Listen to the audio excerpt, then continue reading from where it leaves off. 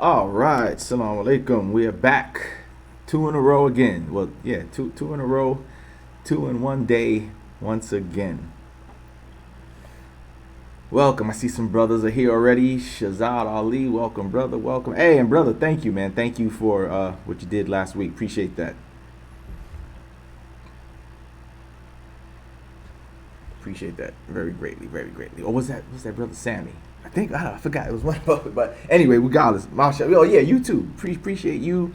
Appreciate the other brother Sammy. Mashallah. Thank you. I greatly appreciate that.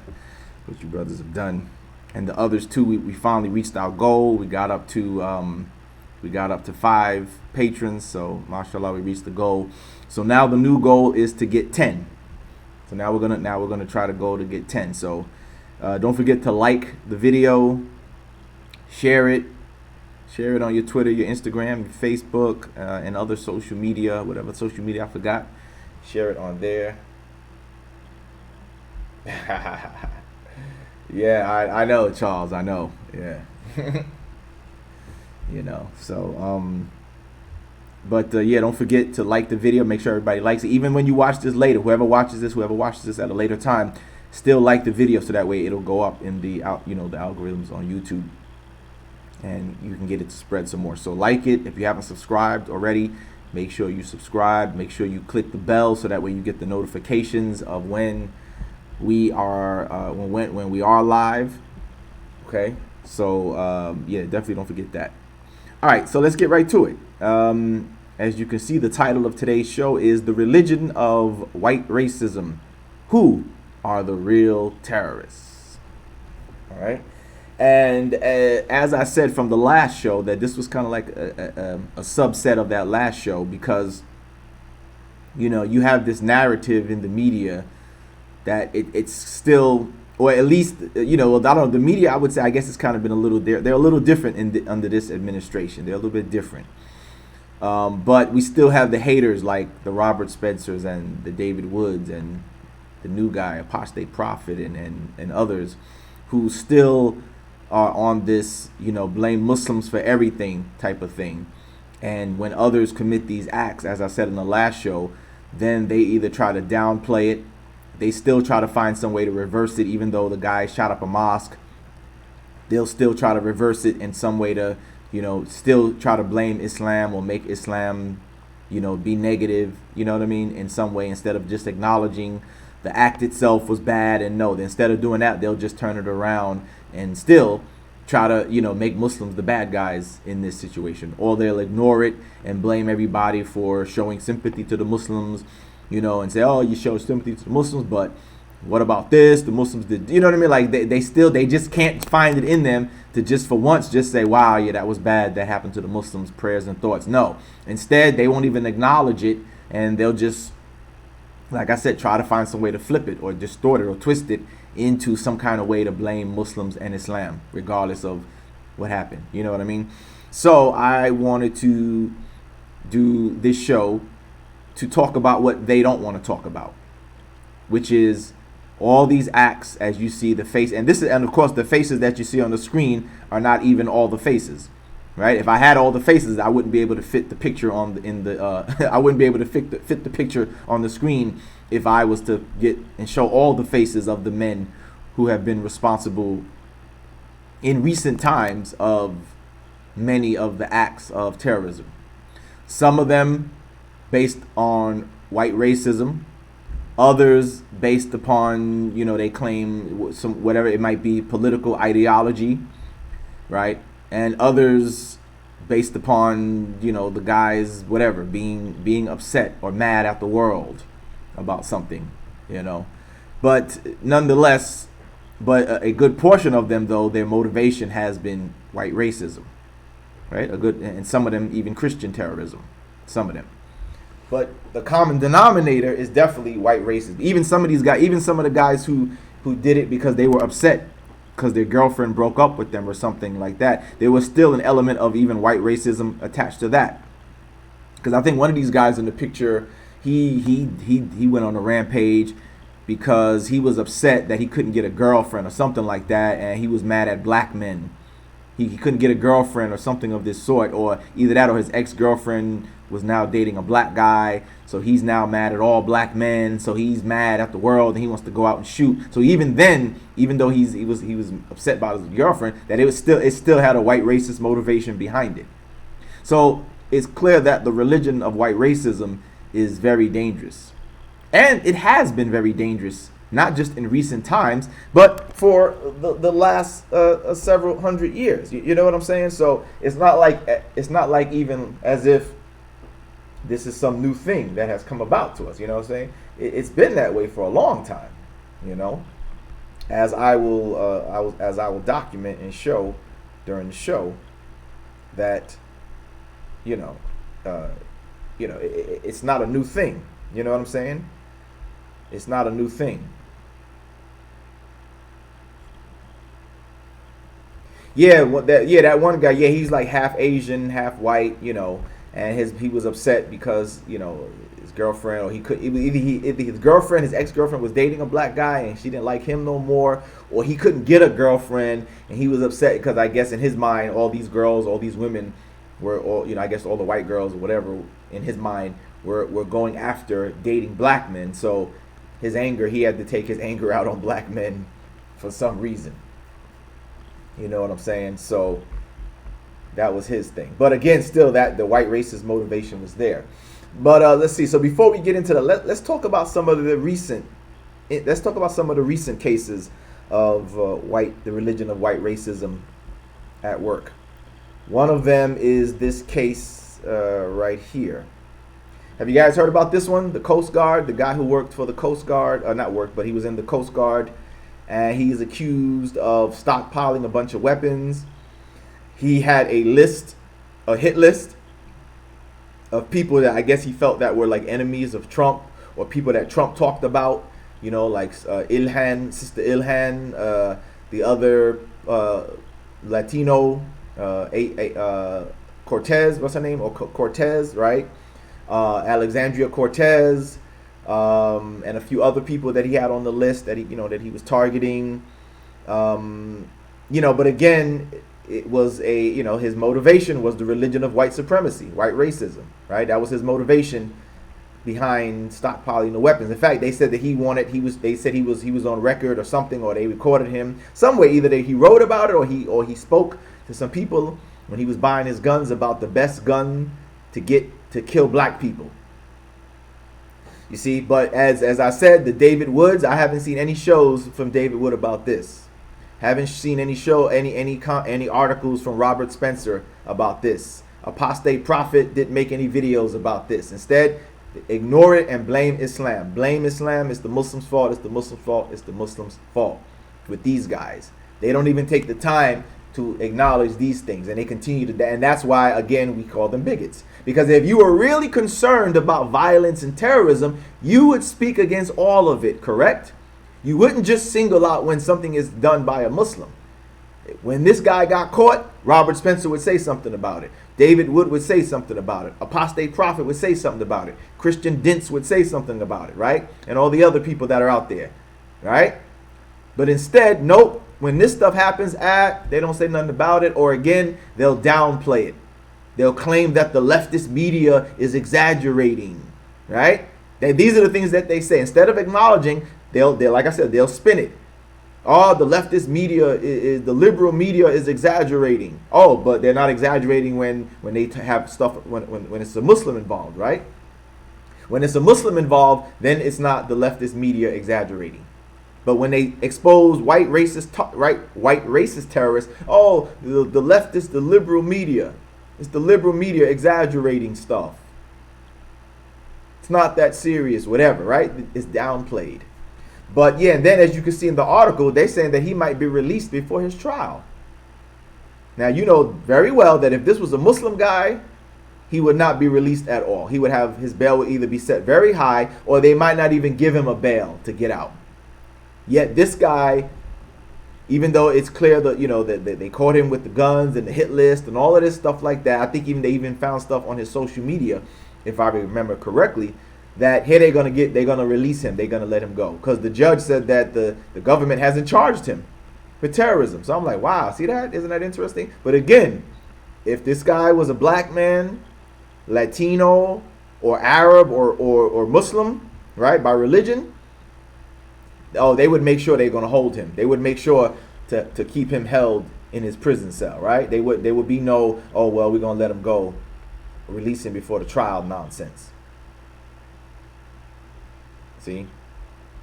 So here's a picture of his stockpile of weapons. And as I said, they said he had compiled a hit list. Got a bunch of guns. And, you know, that's another interesting thing about a lot of these people is that, you know, most, like, regular people, you know, like, for example, I'll use myself, for example, right? I believe in the right to bear arms in this country because of its history of racism, right? And violent and racial violence. But I'm a regular person, right? I have 2 firearms, right? 1 handgun and a shotgun, right? That's it. I don't have like you see here, you know, 6 or 7 handguns, you know, 6 or 7 rifles, you know, 4 or 5, you know, assault rifles, you know, like all these, you know, weapons and extra stuff and clips and magazines and stockpile of bullets and all that. Like, for what? You only got 2 arms. You only got 2 arms. What the hell are you doing with all these things? But, you know, a lot of these people are like this. A lot of people of the religion of white racism, for some reason, they're like gun fanatics. But I'm like, you only got 2 arms. What are you doing with all this stuff? You can only use, you know what I mean? At the most, you could only use 2 at a time. So why do you have, like, you know, 10 rifles and, you know, 15 assault rifles and 20 handguns and like you know, like, what the hell? What's all this for, man? But this is their mind state. It's a mind state of violence. And yet they claim, the Muslims, that we're the trouble, that we're the ones you got to look out for, right? They claim it's the Muslims that you got to look out for. The Muslims are the threat. The Muslims are the cancer, they say. When in reality, that's just a deflection from who the real terrorists are, as the title of this show is called. That's just a deflection from the real terrorists, which is they themselves are the real terrorists. But let me see. I think they said, let's see what they were saying.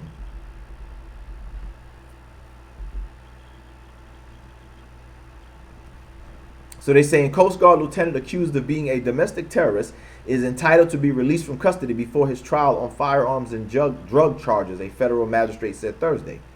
The judge noted that 50-year-old Christopher Hassan, I guess it's Hassan instead of Hassan, right?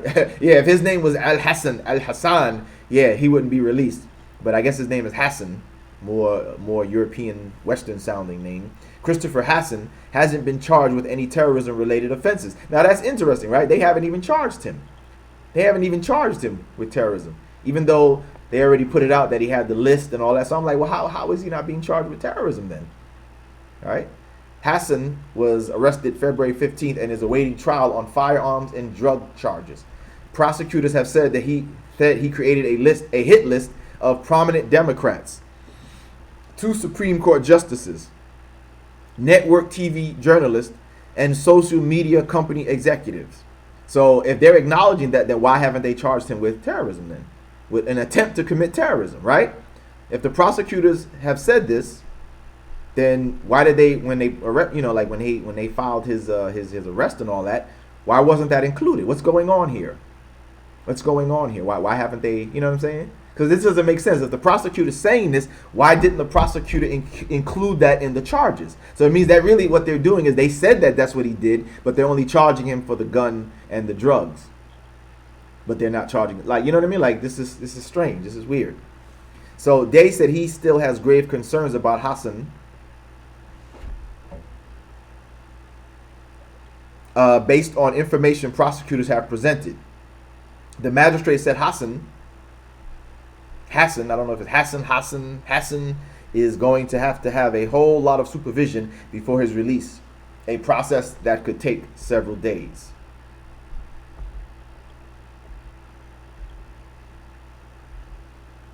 So it said, let's see, Marcia Murphy, spokeswoman for U.S. Attorney Robert Hur's office, said prosecutors would oppose any conditions for release. Well, that's good. So let's see what happens for release for Hassan. But as I said, the main thing is that I haven't seen David Wood speak about it. Haven't seen Robert Spencer talk about it. I even went to the Twitter to see what they had to say about it. Looked at David Wood videos to see if he had anything to say about it, and they were pretty much silent about this. But you know, this is the thing that I noticed about a lot of these bigots, is that they always know when a Muslim does something very interesting, but they never know the stories that are, you know, that they've done, or people who are not Muslim. And I find that a lot on social media. That a lot of people on social, a lot of these bigots, even on social media, whether I'm on Pal Talk or Facebook or Twitter or whatever, that they always can tell you what a Muslim did. They know all the incidents that happened in the Middle East and in Africa and everywhere. That I'm like, oh, did you hear about the thing happening? The guy who got arrested here in America? They don't seem to know about it. I was like, oh, so now you don't know about that, huh? So now you don't know about that, huh? But you can tell me what happened over in Lebanon yesterday. You can tell me what happened in Iran yesterday, huh? But you don't know what happened right here in America. You don't know what happened right here in America, huh? So that's but again, that speaks to the, you know, the blinded mind state of the bigots and their ethnocentric arrogance, that they can always tell you, and they're always looking for what happened around the world. But they can't tell you when a European person did it, or a Western person, or a white man is guilty of such a thing. They never seem to know about that. But they know all the incidents that Muslims are involved or blamed for. So that just is a glimpse into, you know, their ethnocentric way of thinking, where they don't see the stuff that they do wrong. They only can see what everybody else. They can see when a black person does something wrong. They can see when an illegal Latino immigrant does something wrong. When a refugee, when a refugee does something in the UK or in Germany, they can tell you all of that stuff. They know all of that stuff. But when some white racists do something, oh no, I didn't hear about that one. Oh really? But how is it that you know about all these other places? The white racists did something in your own country. How didn't you hear about that? But you know something that happened 2,000 miles away from your country, 3,000 miles away, 1,000 miles away. But you don't know something that happened, 100 miles or 50 miles or 25 miles or 5 miles away. You don't know about that. But you can tell us what happened in another country. That just goes to show you the arrogance, their ethnocentric arrogance. How they completely do not care. They're not even they don't care, and they're not aware of what their own people are doing. But quick to let you know when an Arab or a black man or a Latino man did something wrong. It's amazing. It's amazing. Here's another one. Did you guys hear about this one? This is another recent story too. This is another recent story from the religion of white racism. Involved again. Navy SEALs were warned against reporting their chief for war crimes. Did you hear about this one? This was about in Iraq, that there's this Navy SEAL group who said that their chief they witnessed him, like just basically treating the Iraqis like they were nobody, like they didn't matter. They said he slit a kid's throat for no reason, that he would be sniping women and children for no reason at all. No, just killing them, like for sport. But this is nothing new from the religion of white racism. Look at its history. Look at the religion of white racism's history, and you will see that they have a history of this. Is not new. The religion of white racism has been doing kind of this stuff like that for a long time, where they view their targets as less than human, which therefore they could brutalize and beat up people, and hey, it didn't matter, right? They could beat up and brutalize people, and it didn't matter. So this article here talks about that. Here, let's read a little bit of it. They said that he was seen stabbing a defenseless teenage captive to death, picking off school-age girl and an old man from a sniper's roost, indiscriminately spraying neighborhoods with rockets and machine gun fire. Navy SEAL commandos from Team 7 Alpha's platoon said they had seen their highly decorated platoon chief commit shocking acts in Iraq. And they had spoken up repeatedly. Good for them. At least there's some good guys amongst them. But their frustrations grew as months passed and they saw no sign of official action. Tired of being brushed off, 7 members of the platoon called a private meeting with their troop commander in March 2018 at Naval Base Coronado near San Diego. According to a confidential Navy criminal investigation report obtained by the New York Times, they gave him the bloody details and asked for a formal investigation. But instead of launching an investigation that day, the troop commander and his senior enlisted aide, both longtime comrades of the accused platoon leader, Special Operations Chief Edward Gallagher, warned the 7 platoon members that speaking out could cost them and others their careers, according to the report.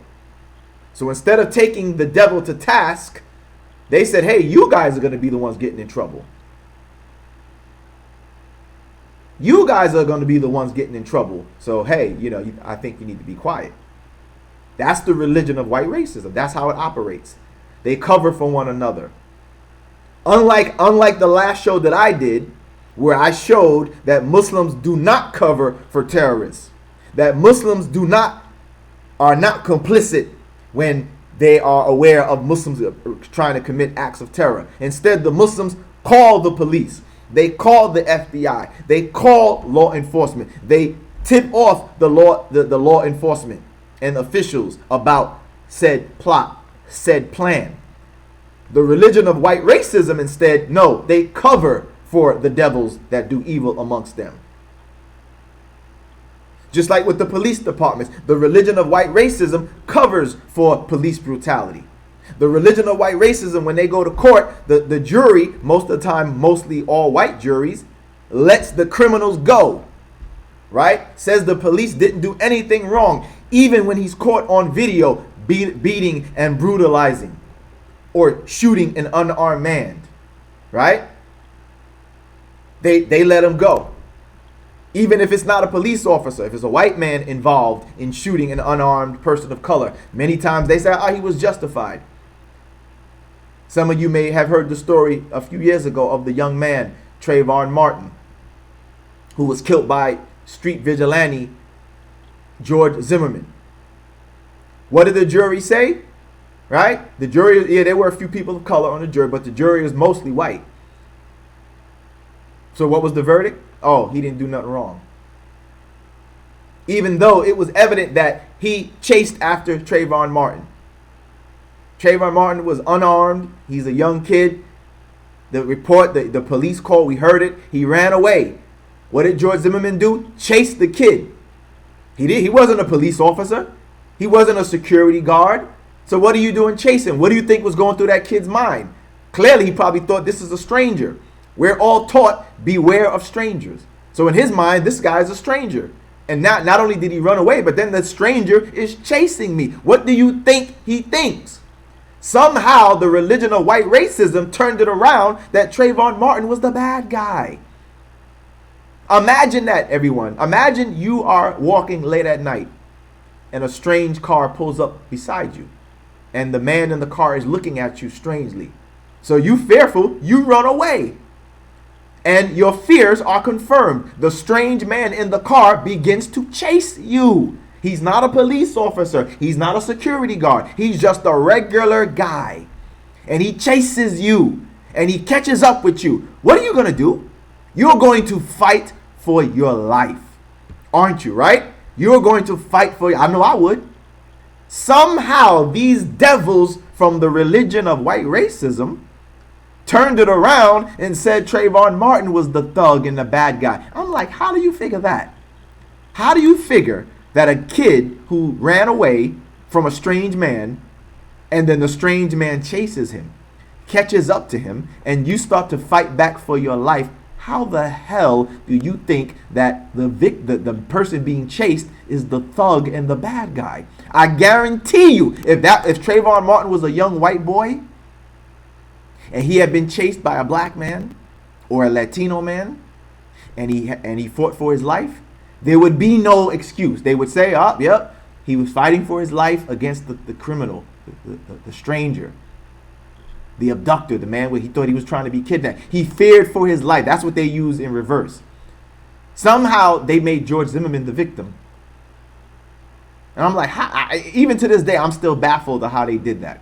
Even to this day, I'm still baffled how they did that. And now the proof has been confirmed that George Zimmerman is a goddamn troublemaker. After that, after he was released from that trial, after they said he was not guilty, he was involved in a number of other incidents after that, showing that Trayvon Martin was indeed the victim. That George Zimmerman is a bad guy. He is a troublemaker. There were at least 3 or 4 other incidents after that involving him with domestic violence against his girlfriend and her father, and other incidents that he got involved in, showing that he no doubt has a history of being a troublemaker. But it's too late. Trayvon is dead, and George Zimmerman was free, and is still free. So it's amazing. Then there's a recent video of an incident that happened in this one happened in Florida as well. There's another incident that happened in Florida where a gentleman came out. There was an argument about a handicap parking space at a store, right? So the guy, the white man, is arguing with the woman. They pull in, sometimes you pull into a store and you want to run in real quick. There's no place to park, and the only parking spaces available is the handicap. It's illegal to do that, but sometimes people do it. You pull up real quick. You just want to run in the store real quick, grab something, and come back out. So you pull in the handicap parking space. So they pull into the handicap parking space. The man runs in the store. The wife or the girlfriend is she's in the car, waiting in the car for her boyfriend to come back out. So as she does that, a white gentleman, he thinks he's the deputy. He walks up, he starts arguing with her, whatever. He's screaming and yelling at her, they say, arguing. So the boyfriend comes out. He sees this man yelling at his girlfriend, yelling at his wife as she's in the car. So he approaches and pushes the man down, right? He pushed the man down. And that's all he did. All he did was push the guy down, and then he stood there to see what the guy was going to do. Is he going to get back up and fight or whatever? Instead, the man pulls out a gun, right? The man pulls out a gun. As he pulls out the gun, the guy who pushed him, he turns and starts to turn away. He didn't charge at him. He didn't take a swing at him. He sees the gun and he starts to back away and turn his back to start to turn away. And the man shot him. Guess what the police said? The religion of white racism said, oh, yeah, he was justified. But we all know in the United States, in order to use deadly force as a civilian, even as a cop, but especially as a civilian, in order for you to use deadly force, you have to have justifiable reason to use it. Meaning it has to be that your life, you really think your life is in danger. The person has a knife, a stick, a metal pipe, or something like that. That would justify you using deadly force, because obviously a stick, a pipe, a knife is deadly force against you. Somebody could hit you upside the head, they could kill you, right? So you have a justified reason to shoot. But this video, it's on video, there's no justifiable reason for the guy to shoot. In fact, as we said, the guy, all he did was push him down. He just pushed him. That's it. He pushed him down. The guy fell on the ground. He pulls out the gun, and the guy who pushed him backs away. He did not approach anymore. He backed away, and he started to run away, actually, and the guy shot him anyway. And guess what? The police didn't arrest him. The police said, of course, white police department, the religion of white racism said, oh, he was justified. Even though the video is clear, brothers and sisters. The video clearly shows that all he did was push him. A push is not deadly force. A push is not deadly force. In fact, the religion of white racism, the police chief said he shouldn't have pushed him. And I'm like, what in the world? Yeah, he shouldn't have pushed him, but shooting somebody for pushing you? You're justifying killing a guy for being pushed? A push compared to a bullet? Is that an even match? A push is even match for a gun? So the only reason they are finally arrested the guy after a whole month, everybody. The man was free with no charges for a whole month. The only reason they arrested him was pressure from the black community. But you know what? It shouldn't have took that. It shouldn't have took any pressure from the black community. The video was clear enough. If you see this video, it's clear enough that the man was not justified in shooting the man, let alone killing him. There was no justification. He pushed him and then he stood there. It wasn't like he pushed him down to the ground and started pummeling him. No. It wasn't like he pushed him and started stomping him and kicking him. No. He pushed him and then he stood back to see what the guy was going to do. If the guy was going to get back up and they start fighting or whatever. Instead, the guy pulled out a gun while he's sitting on the ground. The man saw the gun. He backs away and he starts to turn away. And as he turned, the devil coward shoots him in the chest. And the cops who follow the religion of white supremacy and white racism, they said, nothing wrong here. And you know what? They even did the same thing, by the way, with Trayvon Martin and George Zimmerman. At first, they said George Zimmerman was justified. They didn't even question it. They didn't even question if George Zimmerman was wrong. They only finally arrested George Zimmerman after pressure from the black community. Again, it shouldn't have to take that. Because if it was the other way around and a black man shot some white kid and said, oh yeah, he attacked me, yeah, they would not have said, okay, good, you're free to go. They would have investigated it. They said, oh, we got to arrest you. They would have took him in, arrested him, held him, said, oh, we got to hold you until the investigation. But they let George Zimmerman go without anything. They barely investigated it. They took his word. They took his word for it. They took his word. Oh yeah, okay, no problem. You're free to go. It was only after pressure from the black community. And the same thing with the incident I'm talking about now. Same thing with this one. It was only after pressure from the black community that the religion of white racism finally caved in and said, all right, but they didn't want to do it. They didn't want to do it. The fact that they didn't arrest him at first is proof that they didn't want to do it. They only did it under pressure.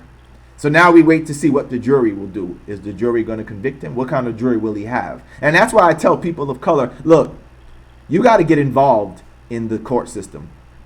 When you get called for jury duty, you need to show up. Because I'm sorry to say, unfortunately, we cannot trust the religion of white racism to give us justice.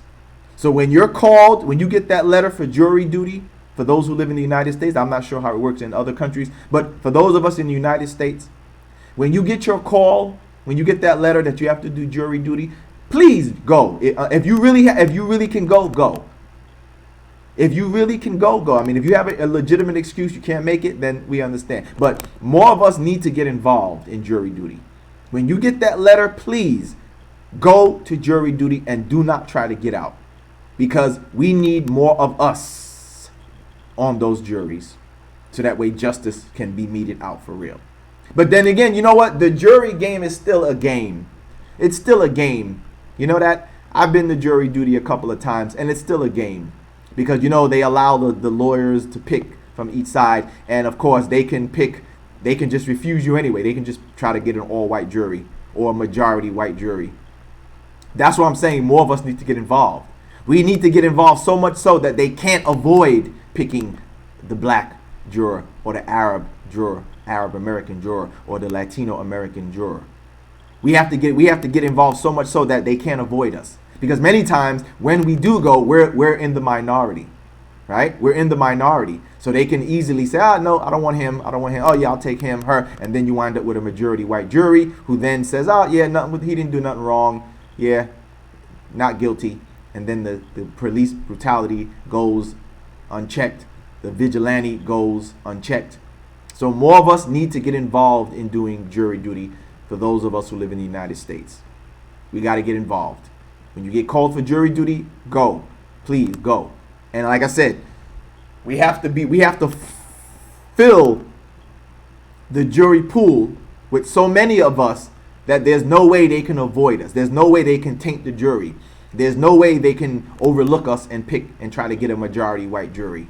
We have to get so involved. We have to fill the jury pool so much so that there's just no way to avoid us being on the juries. Because I'm sorry, America's history has shown that we cannot trust all white juries or majority white juries even then. Can't do it. Because the religion of white racism is just too prevalent. Right? The religion of white racism is just too prevalent. So we can't leave it up to them. So that was another incident there. You know what I'm saying? Some other things in this regard, which again the Robert Spencers and the others don't want to talk about, is this fact right here. This fact right here. They're so worried about jihadists. They're so worried about ISIS over, 3,000 miles away in another country. But yet right here at home, this is who is committing the majority of the mass shootings. And it seems that they're increasing more and more. As we just heard about the recent one the other day in California at the Jewish synagogue. And this is interesting too concerning the Jewish synagogue thing, is that unfortunately some white Jews have aligned themselves with the white racists. People like Pamela Geller, for example, right? She's supposed to be of a Jewish background, but yet she's out here, has been for a number of years, spouting bigotry against Muslims, in line with the white racists. Meanwhile, the white racists don't like Jews either. But you give power to them, and as the saying goes, what's that saying goes? When they came for the gypsies, I didn't say anything. When they came for the Mexicans, I didn't say anything. I remained silent. When they came for the blacks, I remained silent. And then all of a sudden they came for the Jews, and there was nobody left to say anything. Right? So in other words, don't sit by silently just because your group is not the target right now. Eventually your group will be the target if you're not considered a member of the religion of white racism, which Jews are not considered, even though many of the Jews in America are white. But many of the white racists, they have this problem with the Jews, mostly because of Christianity. Really, that's mostly a religious thing, where they don't like the Jews because they feel the Jews, are killed Jesus and stuff like that. So that's really that thing. It's clear that a lot of these Jews are Caucasians, they're white Europeans themselves. So their thing is more of an ethnic thing, right? Their thing is more of an ethnic thing for the more extremist. But for the people like Pamela Geller, what you do by aiding and abetting these white racist bigots is you wind up making it that they'll one day come for you, as you see now happening with these synagogues, this resurgence of violence against synagogues by white racists. And it's interesting too, because I saw where on Twitter some people were like, again, let's just like what I told you, they tried to flip it. Instead of acknowledging the white racism involved, they tried to blame Sister Ilhan and Alexandria Cortez and the other Muslim congresswoman. What's her name? I think her name's Tlaib. I think that's her name, right? They instead, this person on Twitter tried to blame them, and I'm like, but the guy, the shooter, he didn't mention Ilhan. He didn't mention Sister Ilhan. He didn't mention Astasia Alexandria Cortez. He didn't mention her, and he didn't mention Sister Tlaib. He mentioned white racism as his motive. But see, that's what they want to do. The religion of white racism doesn't want to take responsibility for their actions. They don't want to take responsibility. So instead, he wants to once again flip it and put the blame that, it's these Muslim women, it's this Muslim and Latino woman who's responsible. It's their fault. But I'm like, nah, the shooter, he didn't reference them. He didn't reference them. He referenced white racism as his motive. But again, they got to find some way to try to blame the Muslims, right? They got to try to find some way to blame the Muslims always. But yeah, as you see in this article right here, it says the majority of mass shootings carried out by white men. And this is the stuff that the Robert Spencers and the David Woods and the apostate prophets don't want to talk about. Mr. Apostate Prophet, who is, as he says, he's the fan of Western culture and such. But he doesn't want to talk about this either. They don't want to talk about this, right? They don't want to talk about this subject, right? But it's a subject that needs to be talked about. They call for the surveillance, right? Robert Spencer was talking about the surveillance of Muslim Islamic centers. Yeah, when are we going to start surveilling these people? You're so busy trying to look at what the Muslims are doing that you're overlooking these people who are doing the most acts of terror here in the United States. But you want to be worried about looking at the Muslims. Even though, as I already showed in my last show, that the Muslims are the ones who are helping and giving information to law enforcement and FBI and such when they hear about some plot or some plan by a Muslim trying to do some acts of violence. But on these cases of these cases, I haven't heard of anybody turning over evidence, giving a tip, saying, hey, this white racist guy, he works with me or whatever. He said he's going to do something. But they want to put surveillance on the Muslims. But see, and don't be fooled by that either. The surveillance of the Muslims is just another extension of their bigotry. That's just another way to oppress Muslims. That's why they want that, because it's another way to oppress. Right? It's just another. It just satisfies their greed, their hunger for oppression. That, yeah, put them under surveillance. Yeah, put them under surveillance. Right? In other words, don't allow them to walk about and live freely. Put them under surveillance. Keep watching them. Don't give them any privacy. Oh, but what about these white men that have been doing all these shootings? Shouldn't we watch them? Oh, they don't want to talk about that, right? They don't want to talk about that. So it's just a lot to see there. The other thing too that I wanted to do also is in a larger scale is I wanted to talk about on a larger scale just the double standard of how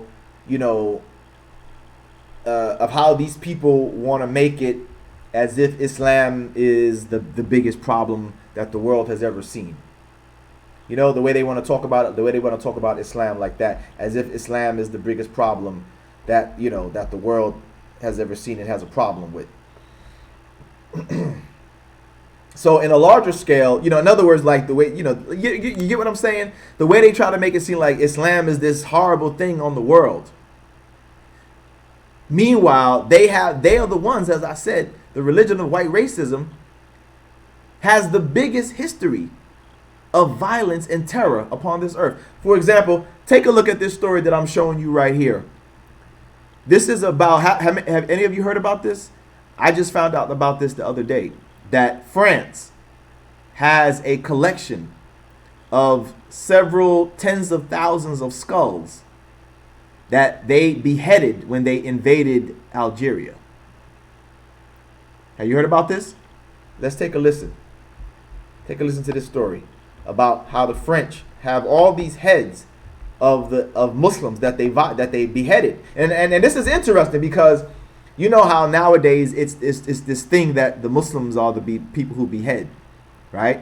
After those videos came out in the early 2000s, right?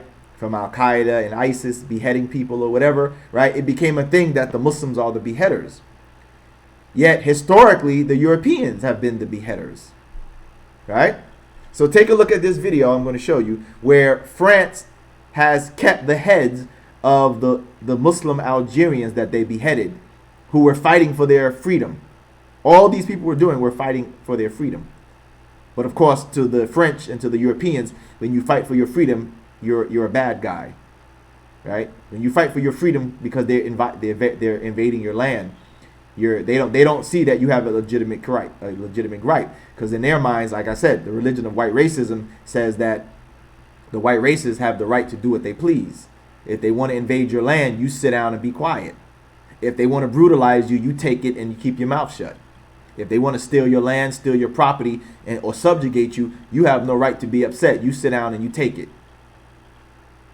So take a look at this. Let's take a look at this. Now, something of an unusual focus for you today. We're taking you to see 18,000 skulls arranged on shelves at the Musée de l'Homme here in Paris. Now, amongst them are the skulls of 36 Algerians killed by French forces as they conquered Algeria over 150 years ago. Amongst them, rebel leaders who were shot and beheaded. Now, though, 60 years after Algeria's independence, calls for them to be repatriated, like Maori heads were to New By the way, let Zealand me answer in that, Charles, 2012. what Charles is saying. Yeah, Charles. Naodi, Julian Silverger, and Josh Vardy have this. Yeah, Charles, that's why I'm saying, that's why I'm really talking about the religion of white racism. See, don't fall for that either. Don't fall for that liberal, conservative, right-wing, left-wing nonsense, man. When it comes down to it, it's all under the religion of white racism. See, you notice I'm not talking about liberal and that. That liberal, conservative, Democrat, Republican, Labor Party. No. Don't fall for none of that. Don't fall for none of that. Just look at it for what it. Look at the bigger picture, which is the religion of white racism. The liberal, the conservative, the right wing, the left wing, the Labor Party. No. It's all under the same thing. Just each one has a different method of carrying out their practices of the religion of white racism.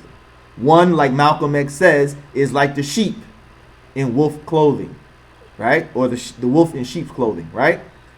One of them is the wolf in sheep's clothing. He or she comes to you nicely and tries to placate you. The other one is just bold and in your face about it. But nonetheless, the agenda is still the same. They still practice the religion of white racism. So, right, don't fall for that, right wing, left wing nonsense. They're both of the same. It's just two sides of the same coin. The coin of the religion of white racism. All right. So don't fall for that. Now, let's get back to this. Check this out, as I said, to show you the bigger picture that these people have a history of violence and terror. But somehow they want to make it seem like, the Muslims are the worst that we've ever seen. No, the Muslims are not the worst we've ever seen. Take a listen to this.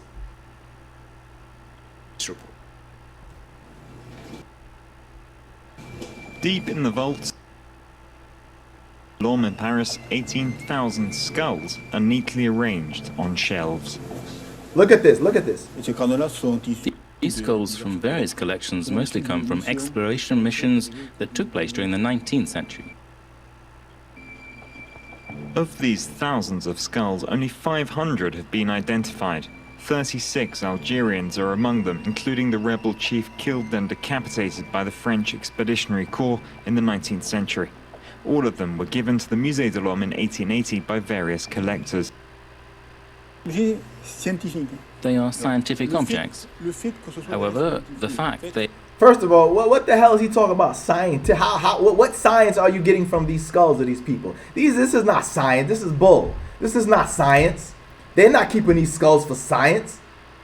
Those skulls are like trophies.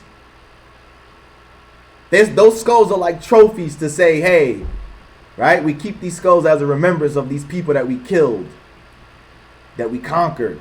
No damn science. What the hell? What science are you getting from these skulls? See, that's another thing about the religion of white racism, is that they'll try to soften the reality of what really is, the evil that it's about by coming up with nonsense like this. Oh, we have these skulls for science. Bull, BS. BS. There's no damn science involved in this.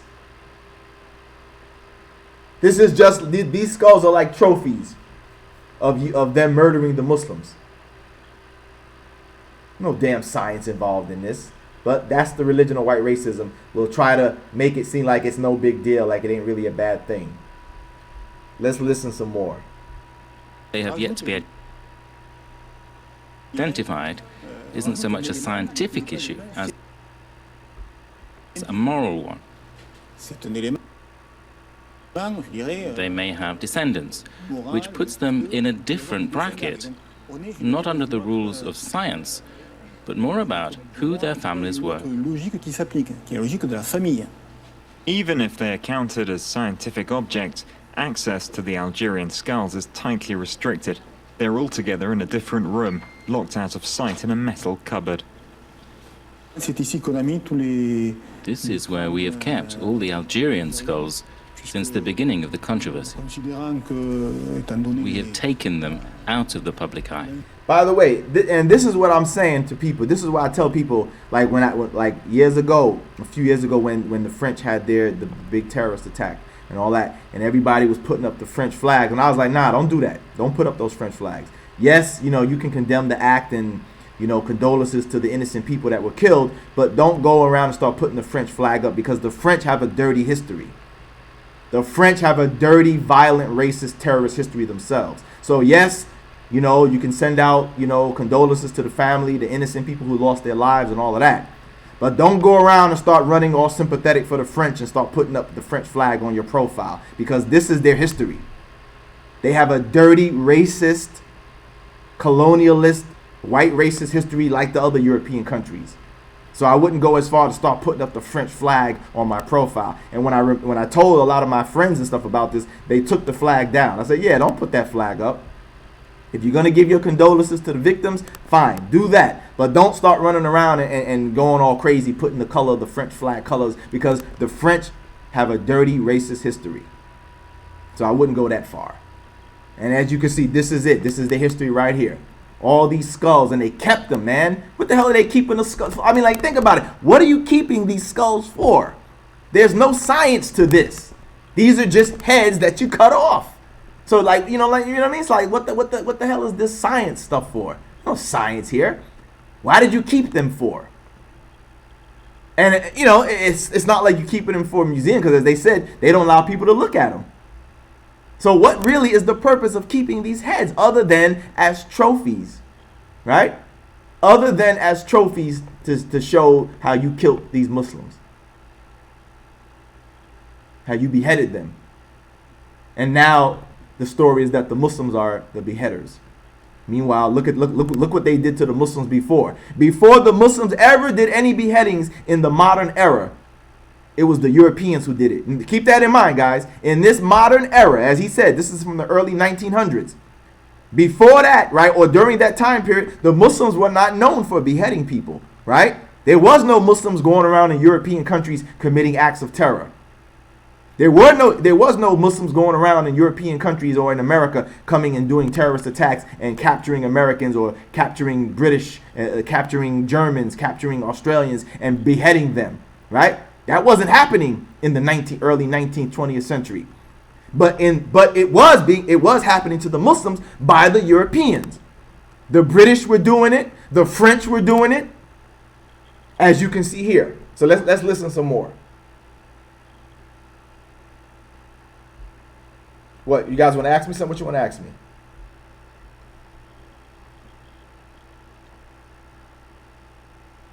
Yeah, exactly, brother.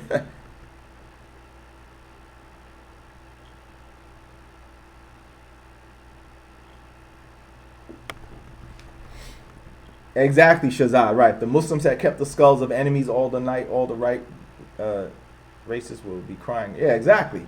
If it was the other way around, they wouldn't accept that. They would call them barbarians, savages, right? They would say all these things if it was the other way around. If the Muslims had kept the skulls of their enemies, they would be unacceptable.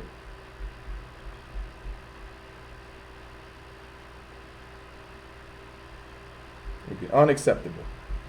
All right, let's listen to some more. La polémique en cours, en fait, on les a retirés de la vision du public. Among the skulls are those of Sherif Boubala, skull number 5940, Essa Al-Hamadi, mummified head number 5939, Sheikh Bouzian, skull number 5941, Saim Musa Al-Dakhawi, skull number 5942, Mokhtar Al-Titawi, skull number 5944. These photos all belong to researcher. And that's another, see, that's the other thing that tells you too, that a lot of these skulls are the skulls of the leaders. The skulls of the people who oppose them, the rebel leaders. So that's a trophy. That's like a trophy. Say, look, we killed your ass. We got your head. We kept your head as a trophy that we killed the leaders of the resistance. That's like a trophy right there. That's letting you see this ain't no science. This is like a trophy to say we got the leaders. We killed the leaders of the resistance, and we got your head as a trophy to show that we stopped the resistance. Ali Farid Belkadi, who discovered the existence of the skulls in March 2011. He instantly recognized that of rebel leader All right, let's see. Inshallah, I'll answer that at the end. I'll answer that once I'm done with the main topic. All right, I'll answer it once we're done with the main topic. Boubala. I knew it was Boubala as soon as I saw he was missing a tooth. It fits his description. That's the right-hand side where Boubala received a blow. It's really caved in. That's why we call him Boubala the Blind. We think that these people just shouldn't be here. This isn't the right place to keep people's heads. All because they were fighting to free their country. They weren't thieves. They weren't bandits.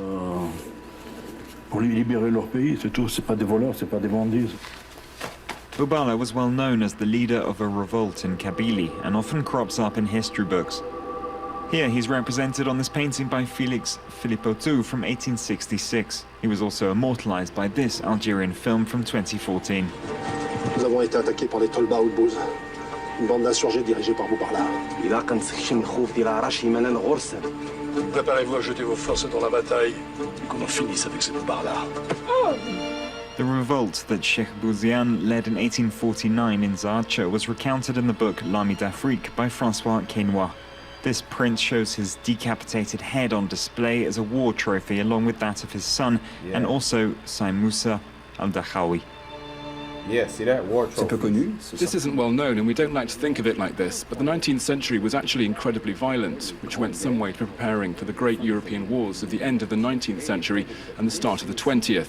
The decapitated heads had a double function. They were to show to civilian populations so that those who were fighting back would stop. And at the same time, they were taken back to France as trophies to show that real victories had been won. They were then also studied by anthropologists and ethnologists who took the opportunity to learn about people they had, until then, had little contact with. Afterwards, they found their way into public collections as scientific or military trophies. The silence around these skulls that's lasted up to 60 years has gone on long enough. The public was first made aware of the skulls in 2011 by a petition, but it had little effect. In May, another was launched by an Algerian university, which this time managed to gather over 30,000 signatures. Now look, I want you to take note of that. That's something interesting that he just mentioned. That when they first brought it to the public, first of all, they said they first released this in 2011. They had these skulls since way back in the early 1900s, though. Right? That's the first thing. Second thing is they said when they made it to the public, it had little effect. That means what? The French public really didn't give a damn. Right? The French public really didn't care that they had these heads, these skulls of their conquered peoples. And then they tried it again. I guess maybe they found a way to drum it up a little bit more, and then they finally got people to get on board. But when they first released it, the initial response, as you just heard him say, was it had little effect. Nobody really was in an uproar about it. Nobody cared. The French population didn't really give a damn. And again, that is the extension of white the religion of white racism. One of its ideologies is that they don't care about non-whites. They don't really care. You're less than human. You don't matter. You don't matter. Your body don't matter. Your people don't matter. Your life doesn't matter. So you get no respect. So they had to push it again, and finally, they got 30,000. They said they got, what do you say, 30,000 signatures or something of that sort.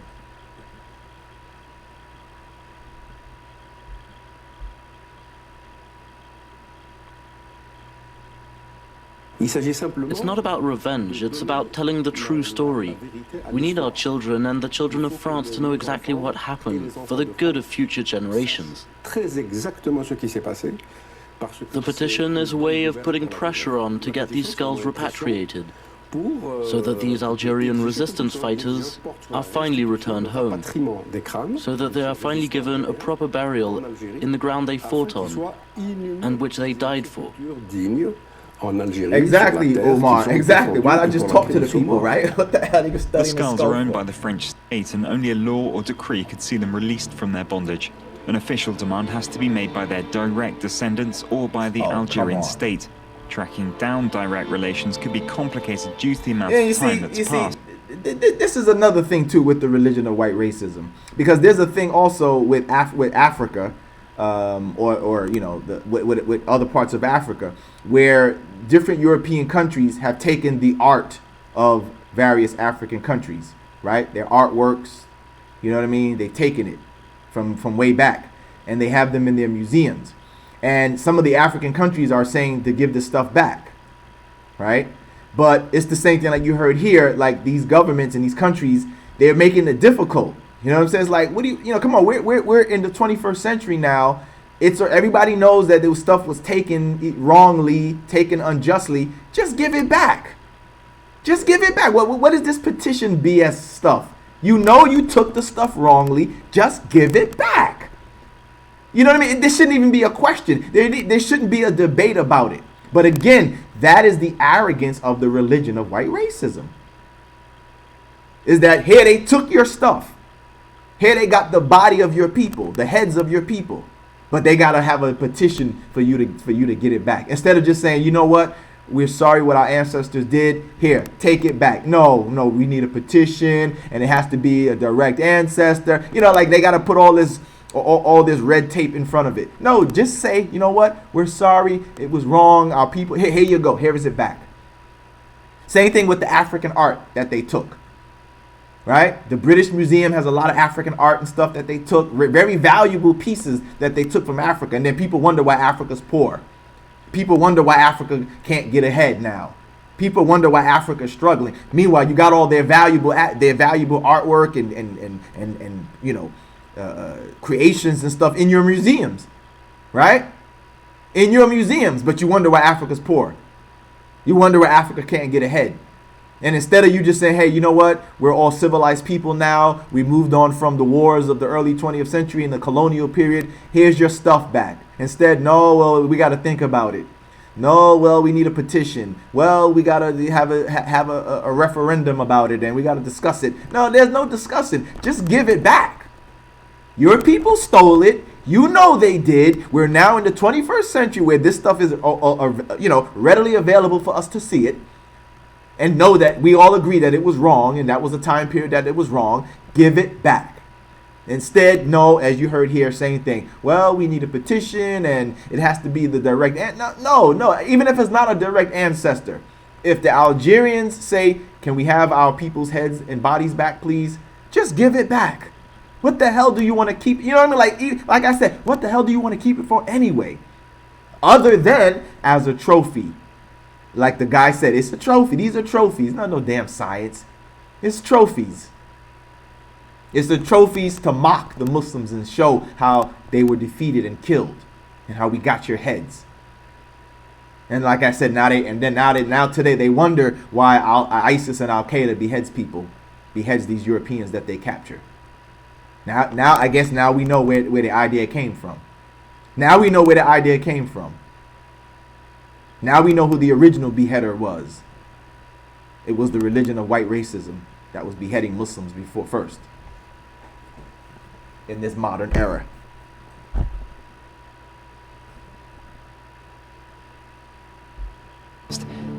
Political methods could be faster and prove more effective, but our attempts to get an official position over the skulls from Algerian authorities have so far been met with silence.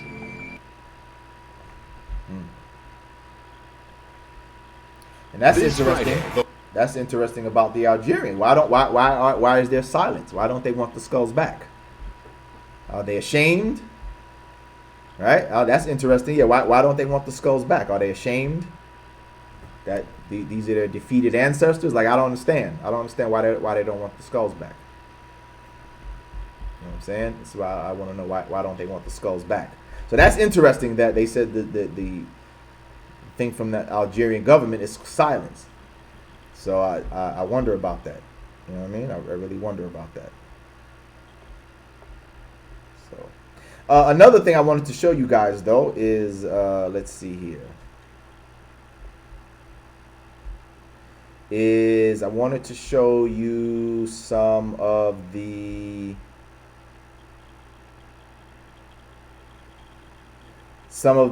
things that we saw, like for example this here. Let's see right here, this here. Here's some pictures of some of the stuff that these are real pictures of the beheadings in Algeria that they did to the Muslims. This one on here on the bottom is a postcard. This is a postcard that they had showing all the heads that they beheaded of the Muslims, that the French did of the Muslims in Algeria. And you know, again, this is another interesting thing about the religion of white racism as well, is that they did the same thing here in America, right? In America, when they lynched people, when they did lynchings and stuff like that, the stories say that they would cut off parts of the bodies of the people that they lynched. Sometimes they would cut off the black man's penis. They would cut off his ear. They would, like, for some reason, they had a fixation with keeping parts of the black man, when he was lynched, they would keep parts of his body as souvenirs.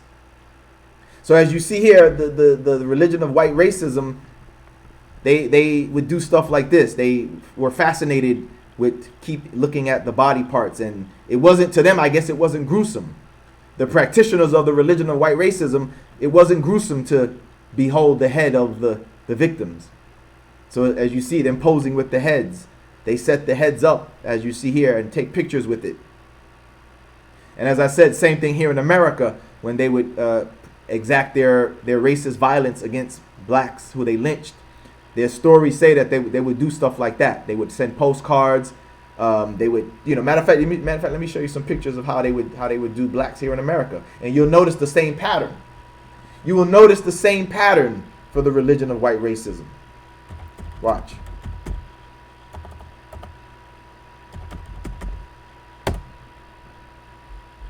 Show you some of the images here. How they would take pictures smiling, right? They would take pictures smiling with the victims. For example, take a look at this one right here. Right? Look here. Look at the guy smiling. See the guy over here? Look at him. Smiling. Standing while you just murdered 2 men.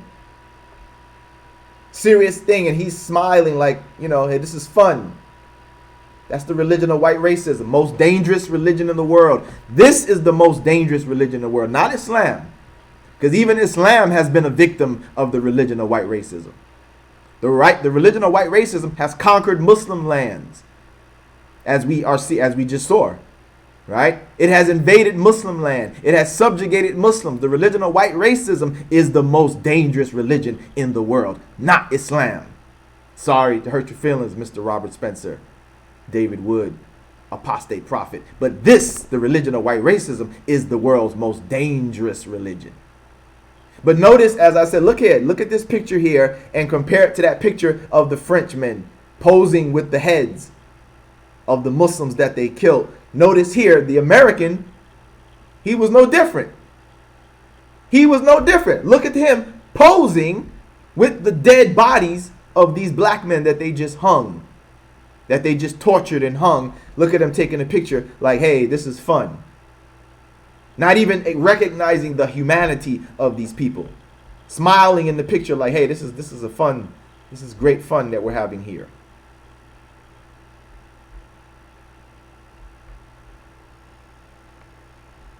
Shameful.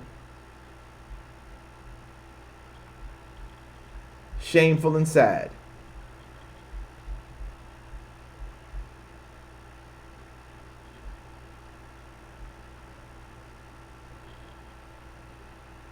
There are many other pictures. Look at this picture here. Look at this one. Look at this one here. Oh, matter of fact, well, this one here. There's a couple of them we could look at. Look at this one here. Look here, again, posing, smiling, a few smiling faces in the picture. That's the black man's feet hanging right there. Look at the little boy. He's standing right under it.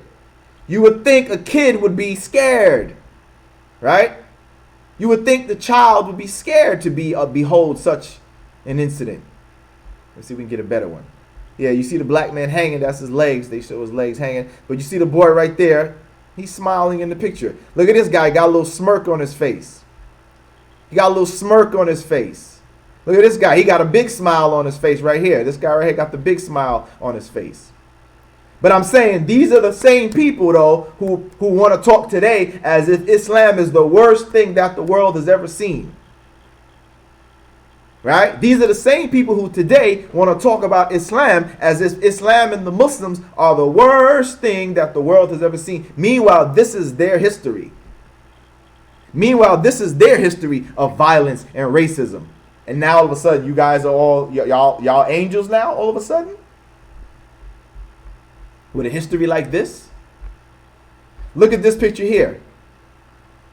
Look at this picture here. Look at the little devil. The little she-devil smiling again as the black man is hung, dead. Look at the little girl. She's not afraid. Again, most children you would think would be afraid, fearful, scared. Instead, no, not her. She got a little smile on her face. She got a little smile on her face watching the black man hanging dead who just got tortured and murdered.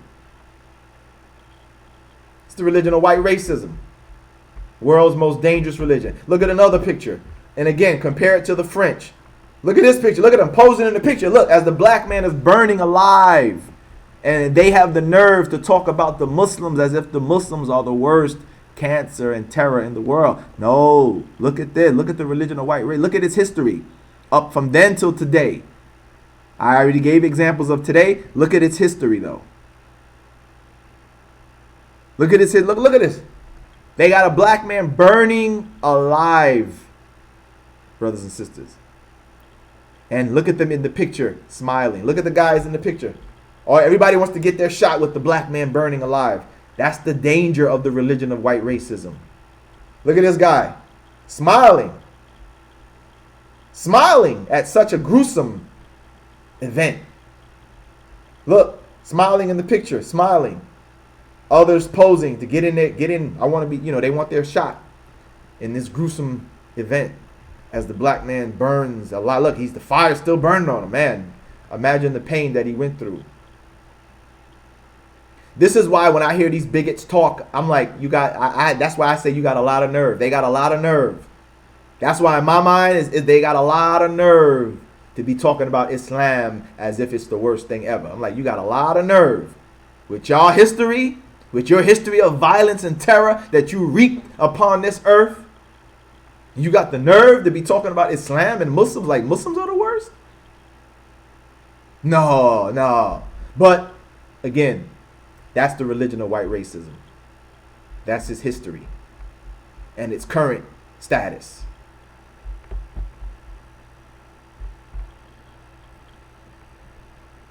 So, as I said, I just wanted to talk about this from the other side and call out the bigots and the hypocrites to expose their double standard and their hypocrisy and remind them that you have no moral high ground. The Robert Spencers, the David Woods, the apostate prophets and others, you have no moral high ground. You actually got a lot of damn nerve to be talking the way you talk with a history as violent as this that I just demonstrated in today's show. We took it from what is going on today till the past to show you the overall big picture. Right? I wanted y'all to see the overall big picture from the racist violence history that's happening today to what took place in the past, from today till now, from then till now, to show you that these people really have a lot of nerve. They really got a lot of nerve to act like they have some kind of moral high ground. You have no moral high ground. You have none whatsoever. The religion of white racism is the most dangerous religion in the world thus far. Nothing has surpassed that. Nothing the Muslims have done has surpassed the violence that we have seen and see from the religion of white racism. It stands still as the most dangerous religion that the world has ever seen. And that has not changed. That has not changed. So, with that, we'll go ahead and end the show. Now, somebody had a question earlier. What does the Bible say about interracial marriage? Well, I haven't seen anything directly as far as interracial marriage, as far as like, you know, somebody from one color, so-called color of another race. As you know, we're all really one race, the human race. But I haven't seen anything that talked about people from different colors marrying each other. However, there is something that I did see from, I don't know how legitimate it is, but sometimes white racists, the people who practice the religion of white racism, there are some verses that they have referred to in the Bible that they use as a supposed proof that interracial marriage is not allowed. But to me, I think really that the verse that they use really doesn't point to interracial. It more so is about like tribal. You know what I mean? Like there's a thing I think with the Jews, with the Israelites. The Israelites, where they were prohibited from marrying people who were not Israelites. So that's not necessarily racial though. That's more or less tribal thing. You know what I mean? But they had a thing. They showed a verse or some verses where the Israelites were prohibited from marrying non-Israelites, and it's something to that effect. And they used that as a supposed proof that interracial marriage was not permitted. But as I said, when you look at it, really, it's not really so much a racial thing. It was more so about, you know, tribal thing, where obviously the Israelites are their own tribe of people, and they're not allowed to marry outside. They can't marry an Israelite. Non-Israelites. So basically, it was that type of thing. But again, they twisted it and distorted it, which is what the religion of white supremacy does. They twisted it and distorted it to be some kind of, you know, proof for them that interracial marriage is not allowed. But other than that, I haven't seen any direct proof that interracial marriage is not permitted in the Bible, other than, as I said, you know, basically more so really like religious thing, that, you know, you can't marry a non-Israelite, or you shouldn't be married to a non-believer, sort of like how the Quran talks about too, that, you know, you should marry a believer. Marrying a believer is better, you know, with the exception of people of the book. But other than that, you know, you should only marry a believer, right? Unless they're people of the book. So that's the only thing that I've seen in regards to that. You know, there was this what's the name too, what was it? There's a Bible college here in the United States that they didn't allow, you know, that they say they promote the idea that interracial marriage is not permitted and interracial dating is not allowed and stuff like that. Some Bible college here in the United States. Who said that? Who said the Bible says something that about a true Jew can't be white? I've never heard that before. Is Christianity only for white people religion or not? Well, obviously it's not, because obviously when matter of fact, you know, I got an article about that too, which is the role of religion in colonialism. I have an article about that. So no, Christianity is not only for white people.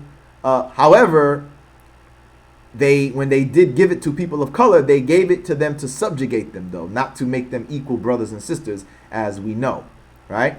As we know through our history, whenever they gave the religion to, like when they gave it to the Africans, for example, you know, they didn't treat them, it still didn't stop them from treating the Africans as less than, right? It still didn't stop them from discriminating against African or black people. It still didn't stop them from imparting apartheid against the African Christians in South Africa. It didn't stop them from practicing Jim Crow racist segregation against black Americans. So they didn't mind giving the religion to the other people, the people that they hated. However, it was given to them to subjugate them. And I have, like I said, matter of fact, let me show you that story. I have that. I have an article right here about the role of religion in colonialism. Let's take a look at that. Here it is. Yes, the role of religion in colonialism. So that's interesting that you brought that up. And it talks about how when they did give, when they did give the religion to the people of color that they disliked or whatever, it was more so to subjugate them, so that way they could be, so that they, and which is we talk about also. It was to subjugate them so that way they could take advantage of them, take their property, take their land, take their resources. And because they taught them to turn the other cheek and love your enemy and all that bull BS, it allowed the Europeans to get away with whatever they wanted to do, because now they taught them, oh, well, love your enemy, and love your enemy in favor of your enemy. So that way, when the Europeans would mistreat them and abuse them, that they were taught, well, pray for your enemy, love your enemy, turn the other cheek. So this article that you see on the screen, it talks about that. And it actually gives some actual historical accounts about that. It actually quotes some of the Europeans on how they used it. How they actually said that this is what they were doing. So you basically used religion to take advantage of their victims. You see?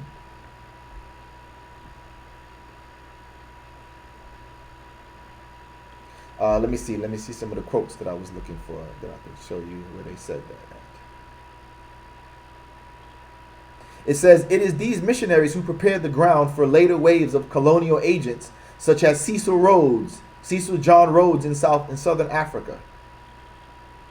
Right? Norman Hetherington in Mission and Empire quotes a chaplain of British East India Company who traded with India and the rest of East Asia as saying, listen to this, guys. He says, we've annihilated the political importance of the native, stripped them of their power, and laid them prostrate without giving them anything in return. So in other words, yes, give them the religion. We don't mind giving them the religion.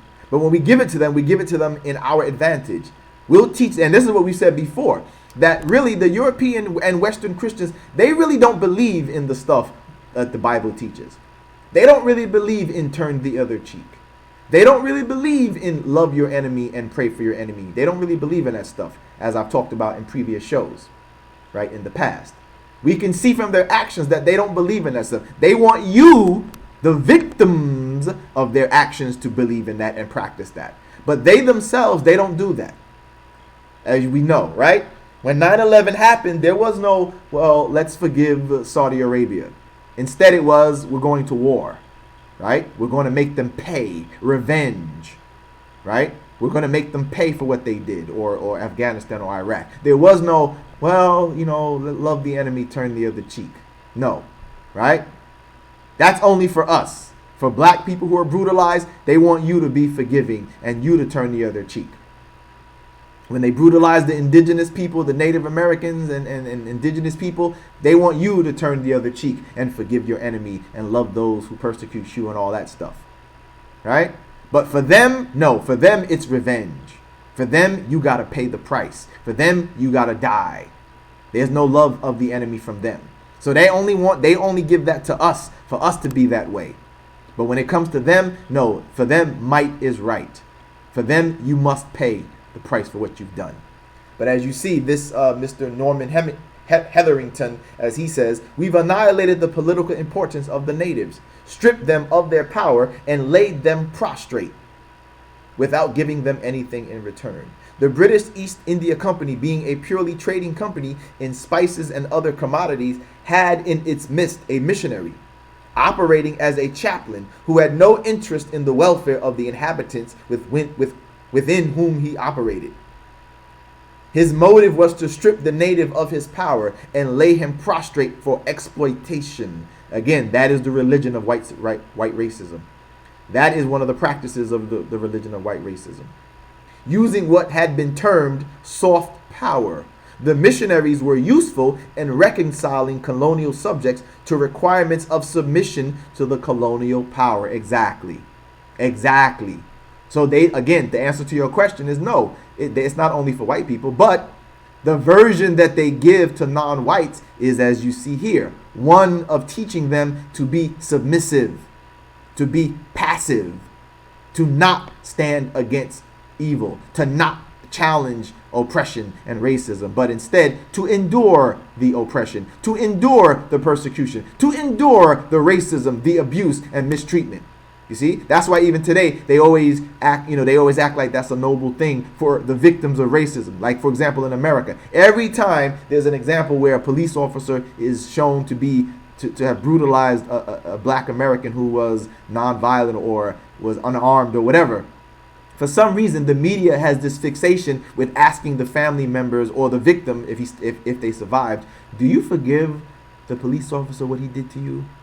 And for some sorry reason, especially amongst these black American Christians, a lot of them do that. Oh, yeah, we forgive. And like, the guy didn't even ask you for his forgiveness, though. He didn't say he was sorry. For example, when Dylan Roof shot up the church, members of the church and family members of the victims were seen on TV the next day saying that they forgive him. I'm like, why are you saying that? If you forgive him, keep that to yourself. But no, they were on TV in front of the judge saying they forgave him. And I'm like, for what? He didn't ask for your forgiveness. The Bible even says you have to ask for forgiveness. It's not a free gift where God just gives it to you. You have to ask for it. Right? The Bible shows that you have to come and ask for it. You have to be repentant. You have to repent. If you don't repent, there's no forgiveness for you. You don't just do something wrong and God just forgives you. You ask for forgiveness. But this is how they taught black people. The religion of white racism has taught black people to just always be forgiving, to be passive in the face of abuse and injustice. Turn the other cheek, love your enemies, forgive them as they do you wrong. And that's why to this day you still treated the same way you are.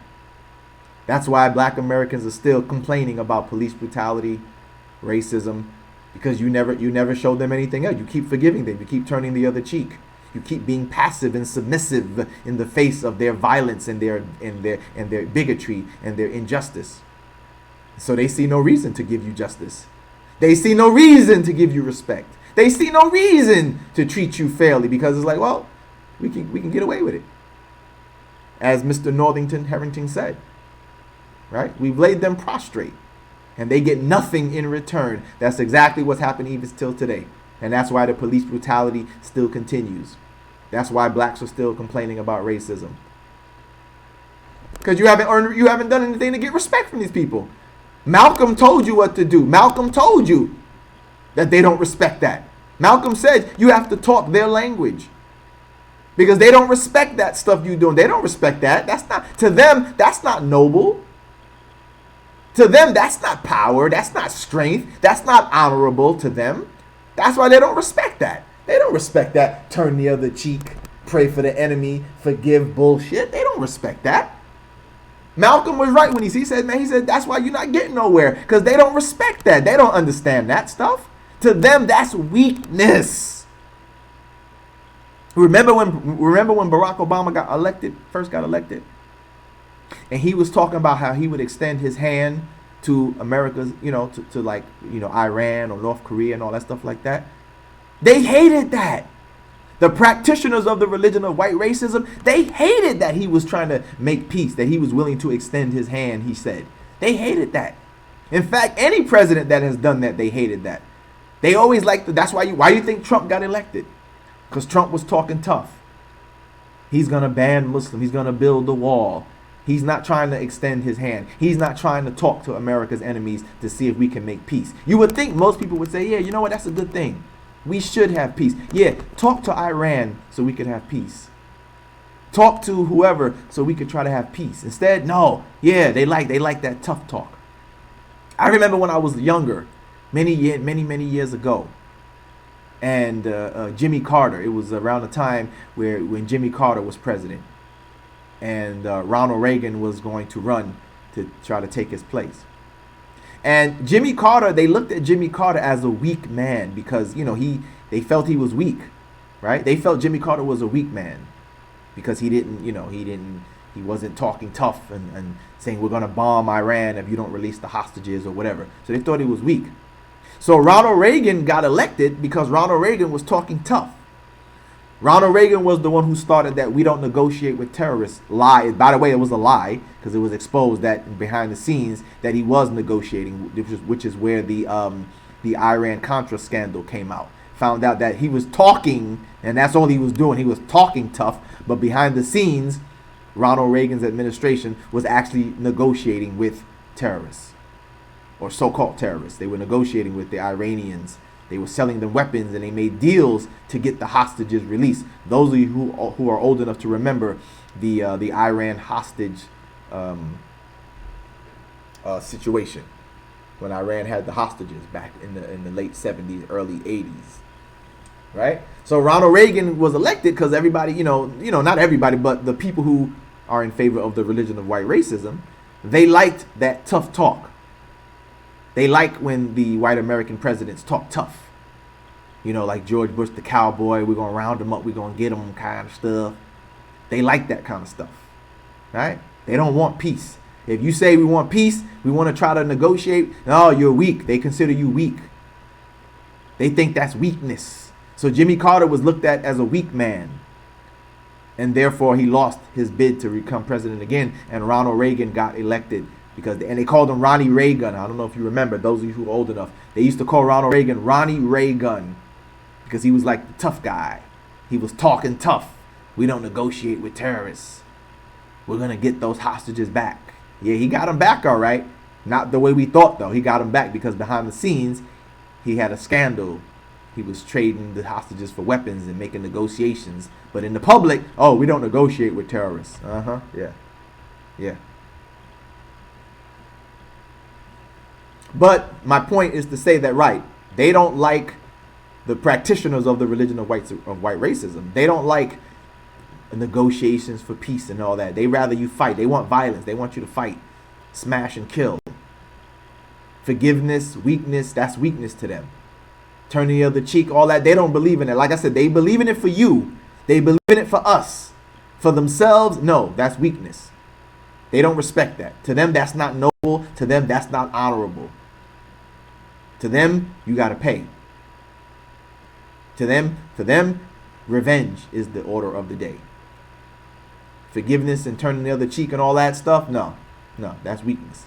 But for us, yes. The victims of the religion of white racism, yeah, they want us to forgive. They want us to turn the other cheek. They want us to love our enemies and pray for them and all of that. But for them, no, they don't practice that.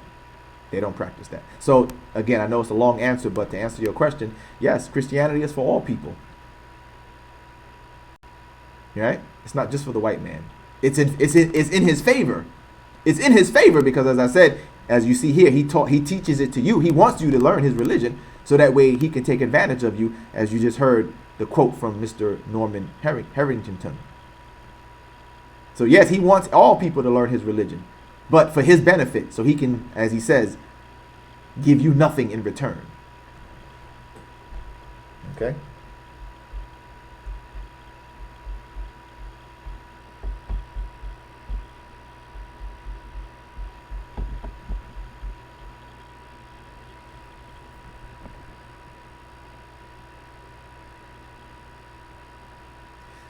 As far as what you said about the Bible, no, I don't know anything about the Bible saying that are true. The Bible doesn't mention anything like that really about colors like that. All right. Yeah, it is.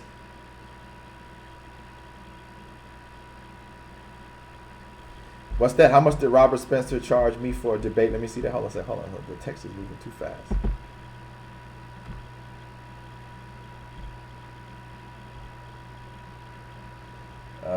Let's see. Brother Shadid, how much did Robert Spencer charge you for a debate? Because he's asking for $20,000. Bro, nah. Well, the debate that I had with him, I didn't set that debate up. It was the Catholic Conference, I believe. They set the debate up. So I don't know how much they paid him. I know I didn't get that much money. I didn't get nowhere near that much money. I don't even know how much did they give me, man. Shoot. I forgot how much they paid me for that debate. No, but I don't know how much they paid him. I should, you know what? Now that I think about it, I should have been like, yo, how much you giving him? I mean, I know he's famous amongst y'all, but if you giving him $20,000, shoot, you got to give me. I need at least $5,000 then. But I didn't get no. I don't even think I got over $1,000. At the most, they may have given me $500, if that. I don't even remember. It was so long ago. I don't even remember how much they gave me. But if anything, I don't even think it was $500. Was it? I forgot. But yeah, it was nothing over I didn't get nothing over $1,000 for that debate with Robert Spencer. How much they paid him, I don't know.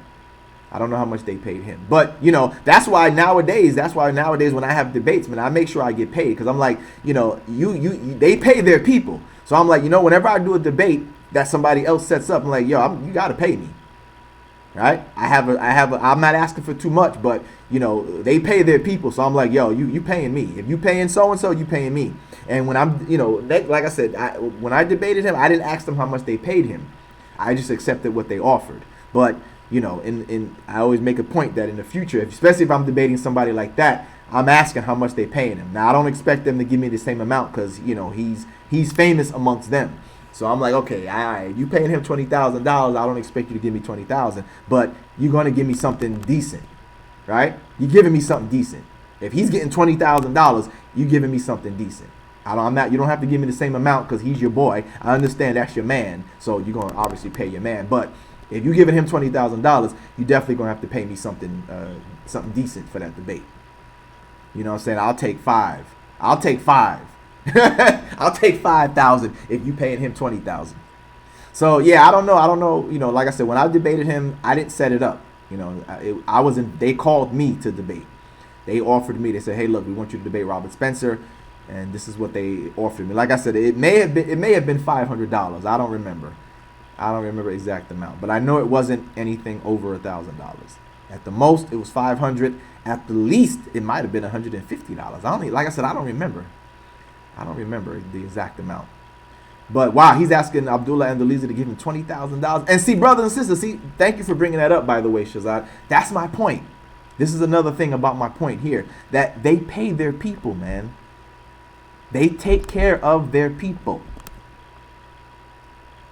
$20,000 he getting for a debate. He's asking brother Abdullah Andalizi to pay him $20,000. So like I said, some of them time when they do lectures, he's getting. I don't know about him, but I know I've seen Waleed Shoebat. Matter of fact, I haven't heard about Waleed in a few years. But they were saying that Waleed Shoebat was getting $13,000 a lecture at colleges just to do a lecture, not even a debate. $13,000 just to do a lecture at a debate. At a college. Now when I do stuff, I don't ask for nowhere near that amount. Nowhere near that amount, but I'm thinking, hey, maybe I need to up my asking fee. Right? Maybe I need to up my honorarium because I'm like, I don't ask for nothing near those prices like that. Nowhere near that price. At the least, I'll say, look, $500. At the most, $1,000. Right? At the most, $1,000. At the least, $500. But these guys are getting and they're getting it too. It's not like the people are, oh, we can't afford it. No, they get it. They're asking for $13,000, $20,000, and they get paid that much money. That's crazy. That's like, wow. You know what I'm saying? That's like really wow. But they take care of their people. They get what they ask for. So speaking on that, I'm trying to get 10 patrons, right? Let me use that as a segue. To say, support your brother. Okay? I'm not asking for that nowhere near that amount. I'm not asking for nowhere near that amount, but please support your brother in the work that I do. Please, inshallah. Greatly appreciate it. You can support your man, Mr. Islam Answers Back, as you see on the screen. You can donate on Cash App. You can donate through my PayPal. Or you could become a sponsor on Patreon. And like I said, I want to thank those who added on to bring me up to my goal of 5. We have a new goal now of 10. We're trying to now reach the goal of 10 Patreons. Or 10 patrons. So take the time out, make a donation, or become a patron, which is a way of donating on a pledge basis of a monthly basis. And as I said, in return, you have access to exclusive content such as my debate notes, right? Only if you're a patron, you can have access to those notes. We'll start making exclusive videos and stuff like that. You know, I'll give exclusive content to the people who go out of their way to sponsor your brother, Mr. Islam Answers Back. All right? But Umar said, no, 10,000 is what you need. Hey, if I could get it, mashallah, I'd be grateful. You know what I'm saying? If I could get 10,000, that'd be great. I mean, hell, these guys, like you said, he's asking 20,000. He wants Brother Abdullah to pay him $20,000. Man, wow, that's a lot. But hey, yeah, don't forget, everybody, like the video. Don't forget to like the video. All right, like the video, share the video. You know, let's get it out there and promote the video. All right.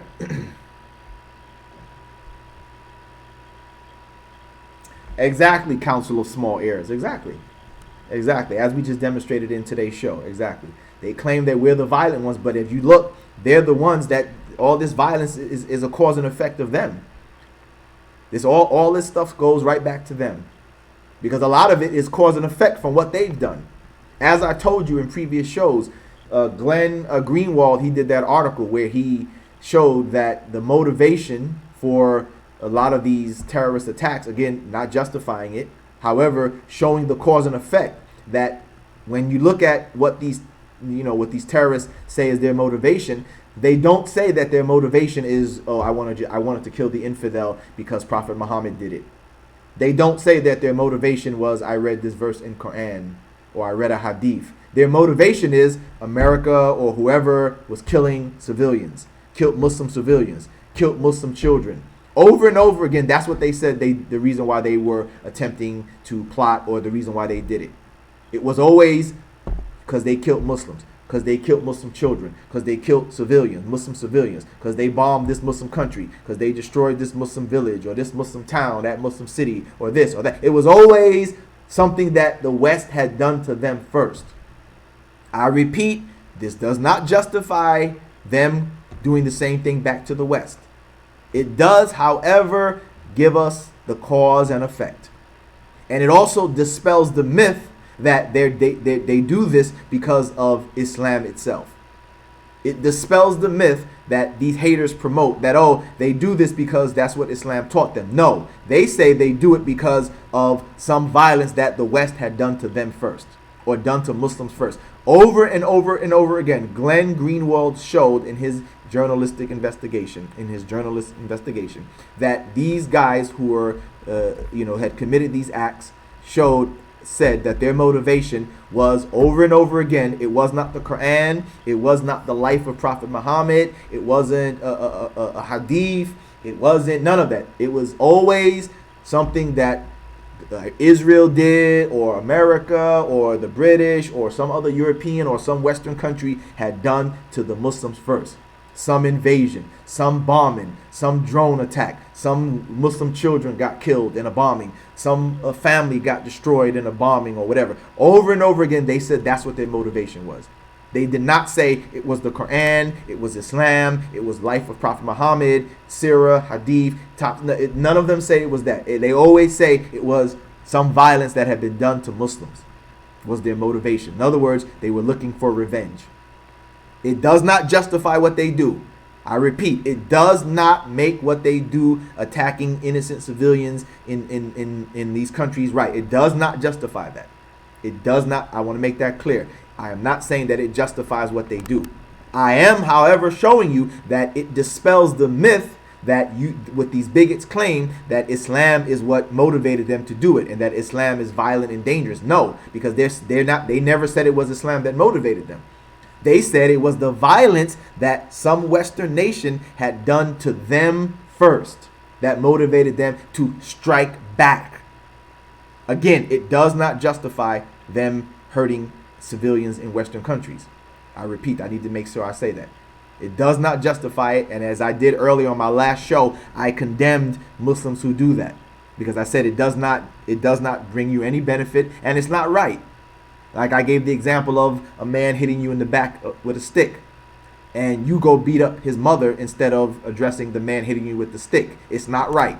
So I want to make that clear, that I stand, and I have plenty of videos where I have made it clear that it is not right for Muslims to do that, and they shouldn't do that. They should not. You don't retaliate by harming the innocent people in another nation because that nation harmed your innocent people. That's not right. That does not justify it. However, I do say very clearly that it does, though, let us see the cause and effect. It does let us see that, unlike what the haters claim, that Islam is dangerous and it is Islam that has taught them to be that way. No, that's false. It's not Islam that taught them to be that way. It is the violence that the West has done to them that taught them to be violent back to the West. They learned it from you, and they're trying to imitate you in harming innocent people, which is wrong. Which is wrong. Okay? Which is wrong. So, yeah. Yeah, you know what? That would be great too. Yeah, help me reach 10,000 subscribers as well. Yeah, let's do that. Let's get my subscribers up. So spread the word. Let's get my sponsorship up on Patreon or whatever. Let's get all that up. You know, let's get this work done. Let's spread the word. Let's increase our voice. Let's amplify my voice so that way we can get out. Because you know I'm giving out this good information. You know I'm refuting and dispelling the myths that Islam is evil and violent and dangerous and all of that. You know my arguments are good, and I don't say that in a boast manner. I just say that as a matter of truth. My arguments are good. My information is accurate. It's precise. It's irrefutable. It's strong evidence to refute the claims that these haters make. So yes, help the brother. Help me amplify my platform to get this information out, not only to Muslims, to help Muslims, but also to non-Muslims who are sincerely interested in learning the truth. You know what I'm saying? To non-Muslims who are sincerely interested in the truth, we want them to get this information as well. So that way they can learn the truth of what Islam is really about and what it's not about. Okay? Brother Sammy, yeah, your brother Sammy, I want to thank you also for last week, bro. I appreciate what you did. All right? So I appreciate that. Appreciate you, brothers and sisters. So, inshallah, I guess we'll end it there. All right, we'll go ahead and end it there. Appreciate you all for tuning in to tonight's double episodes. Right, we did 2 shows today again, alhamdulillah. So I appreciate that. So, yeah, so if you can, go ahead and make a donation, help your brother out, so we can continue to do this, inshallah. All right, I'm going to go ahead and end it on that. And you brothers and sisters have a good night or a good morning, depending on where you are in the world. And I'll check you out on the next show. I got a lot of shows too lined up because there's so many things that have gone on, a lot of things happening in the media that I want to talk about. So inshallah, you know, we'll get some more shows. I'm going to do some more refutations of Apostate Prophet and David Wood and others. The other day I was checking out some of Christian Prince's videos to see which one, you know, we can address. You know, a lot of his stuff is just like really so silly and stupid, but I'm gonna see which one of his videos we can put together, a short one too, because they're kind of long too. A lot of his videos are kind of long, where he's just talking a bunch of nonsense, you know. But we'll see. I'm gonna pick out one of his videos so we can get started on refuting him as well, inshallah. All right.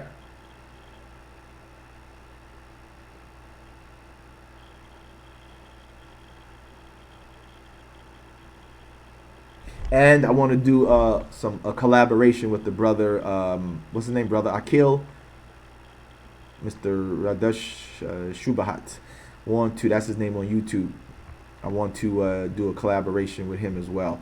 So we're going to also do that too. We're going to start teaming up with other people. I want to do a team up with the Mad Mamluks also.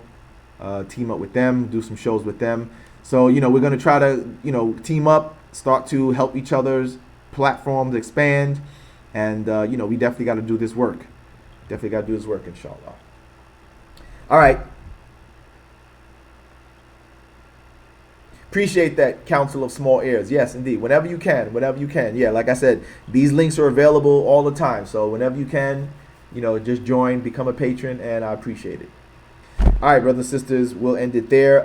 If you want to continue to see me, well, at least hear from me, I think I'm going to go on Pal Talk after this. I'm going to go back to Pal Talk. There were some good discussions on Pal Talk. So catch me on Pal Talk after this show. All right? All right. Thank you, Brother Sammy. Assalamu alaikum. Thank you for all of you tuning in. Muhammad Zakaria, Shazad Ali. I'll get a shout out to some of the people. The Comely Man, the Council of Small Heirs. Who else? Did I miss anybody?